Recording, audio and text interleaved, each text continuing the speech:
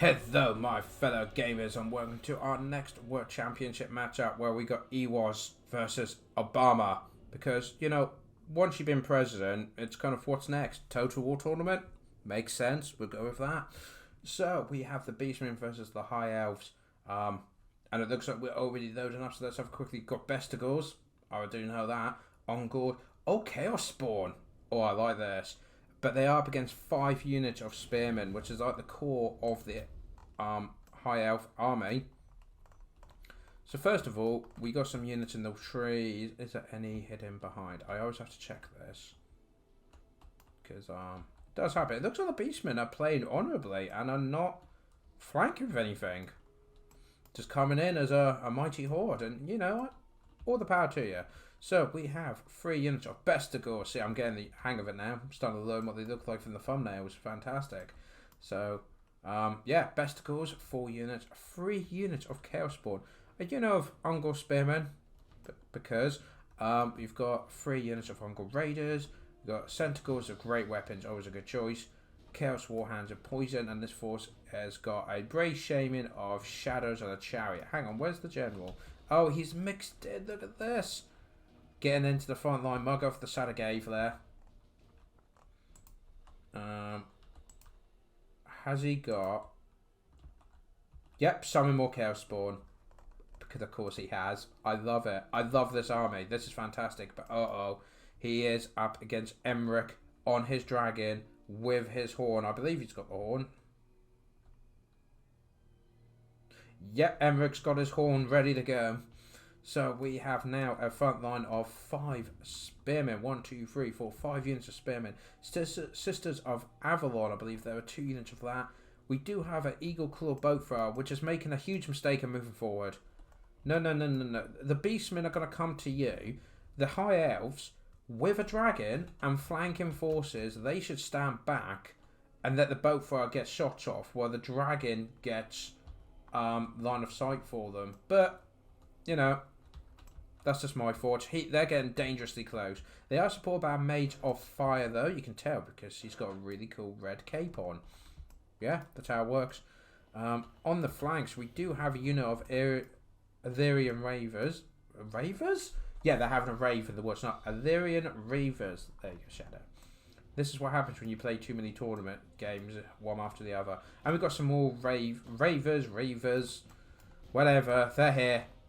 Ready to go. The big pointy hat. Seriously, has anyone actually noticed how ridiculous their hats are?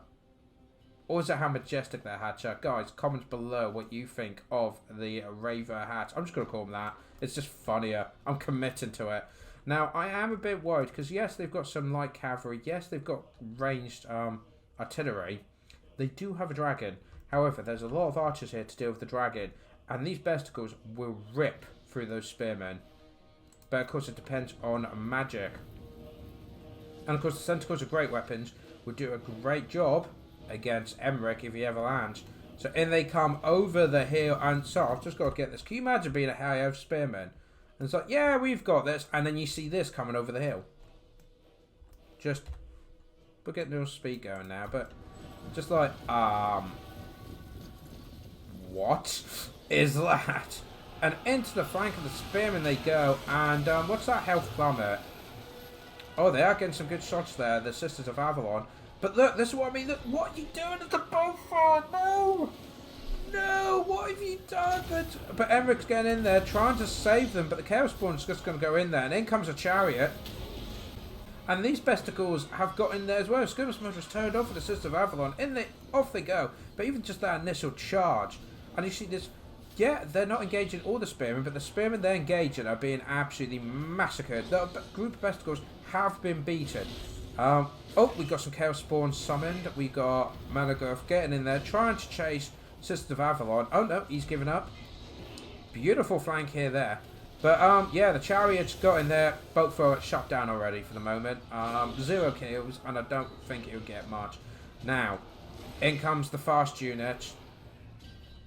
Ungor Spearmen, I don't even know his these. Who are you? Heralds of the Wind, Reavers of Bow, Regiment of Renown. And they're being chased away by Spearmen. Alright. That is actually, well, what on earth was that? Oh, Pit of Shades being dropped there. It's like, it might hit some of our Chaos Spawn, but yes, but it'll hit their unit of Spearmen. And, oh, look at the damage it's causing. Emmerich is nearly out. In fact, he's wavering. If they could get some archers on the Common Uncle Raiders, you can get these pesky High Elves. Dragon Breath going down there. Not the best target. Barely done any damage. Do you like this wibbly effect they've got going on? Really shows you what's going on. The Reavers having to get in there to try and hold. And, oh no, they've got too close. How much health he's got? 1200. Oh, he's broken.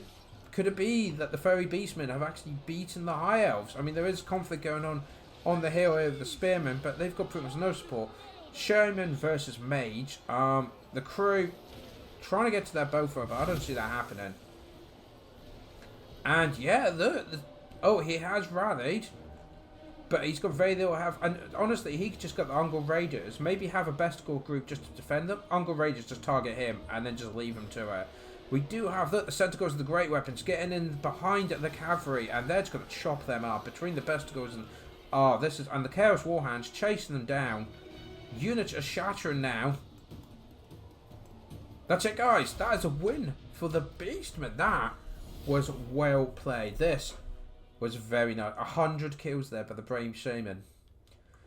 Very nice. Unfortunately, Obama, this I do feel that he was too aggressive with his deployment, his spear moving up. The bow thrower, why did he move that up? And he had 5 units of spearmen, 4 at the front and 1 at the back to protect the bow thrower and act as a reserve if they need to be, pushed forward. The Reavers did alright, like just being. I mean, the Reavers, what they should have gone for if they could was the Ungle Raiders. Try and get in there, remove their range downs. Because if you remove their range and you've got to go on a dragon, yeah, that's got to be problematic. I didn't even notice these guys, though, the Heralds of the Wind, unfortunately. They got 70 kills, but I think that was mostly that 1 unit of spearmen that they just brought because they had spare change. Really good, expensive Regiment Renowned. Taken out by a unit they probably bought because they had some spare gold, and that was it. That just kind of pissed this whole match up, and the Besticles just cut through the Spearmen. Like, the Spearmen there was no armor piercing here really to deal with that many Besticles, and the Chaos Spawn, I love it. What a pick. And then the 2 fast units getting in the back, causing problems. Fantastic. So that is a win for Ewoz versus Obama. We'll now jump over to the second match to see if Obama can bring it back. So Ewoz will be bringing the forces of the Empire, and Obama will be bringing the forces of Chaos. So we have Prince Sigurd there versus Karl Franz. And again, this heavy infantry, but instead of having big Chaos Spawn and that, he's gone for big cannons.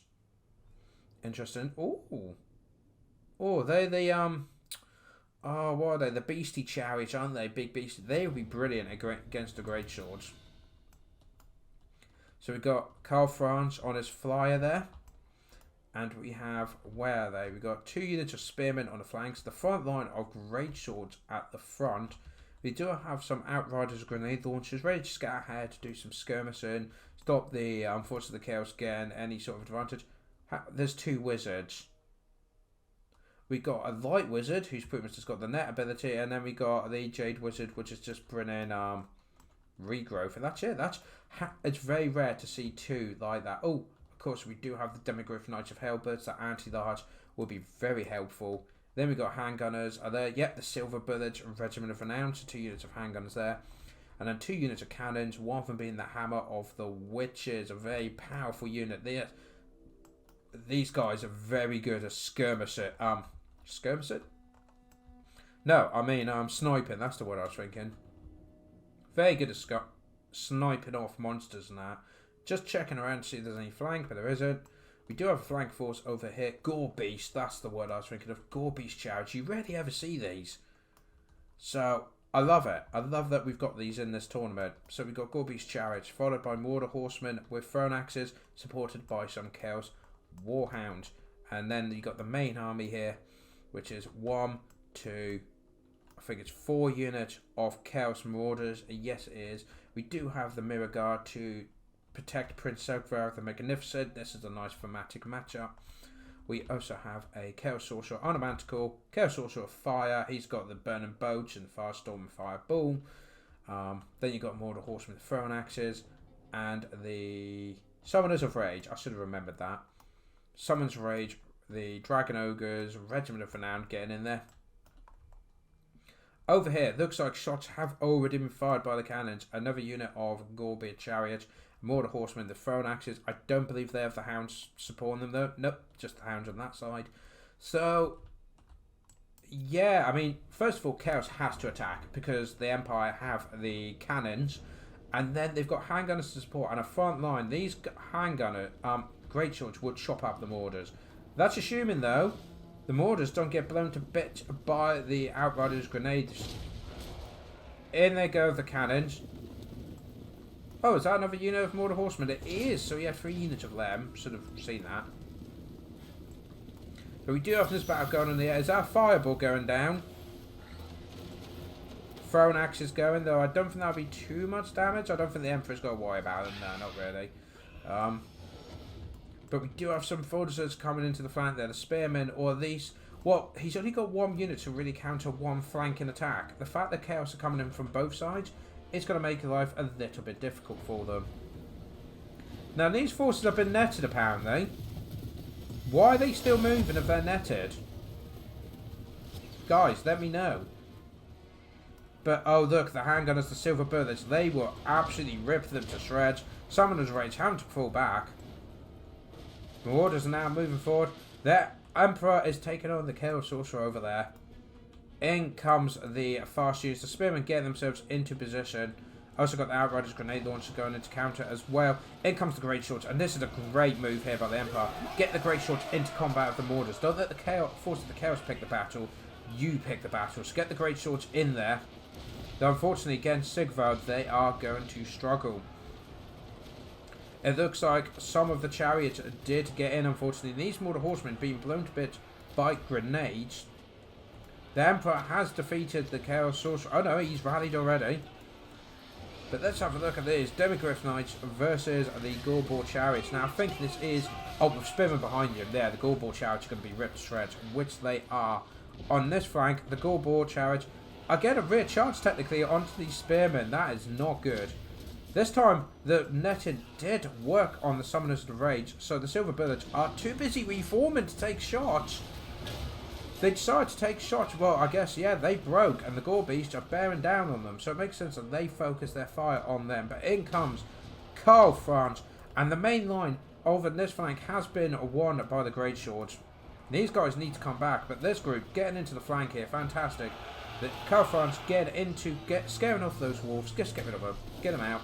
The Gore Beasts, oh, they've been shattered, so that whole flanking attack is now pretty much neglected completely. Neglected? Oh, I always say that. That's not the word I'm thinking. But you know what I mean. Countered. Yes, that'll do. But now we've got some good range units. Getting that the Silver Bullet's going to get some volleys on these Mortar Horsemen when they decide to get in formation. It looks like there could be a duel coming up, though. But the front line... Oh, there comes the fireball. The Sorcerer's returned. Don't know if that was a hit or not, but these Great Swords have gone well out of position now. That's not good. They need to get back. The Empire don't have that many troops, but they do have the balance advantage at the moment. Like Prince Sigvard. Oh! Oh, look at this. He's been netted. So he's just been shot. Oh, look at that. From either side, the handgunners are getting pot shots, and that's it, guys. Forces of Chaos have been beaten by the forces of the Empire. What a battle there. Yes, so Ewoz has actually won this matchup 2-0, so that will count as a win to him.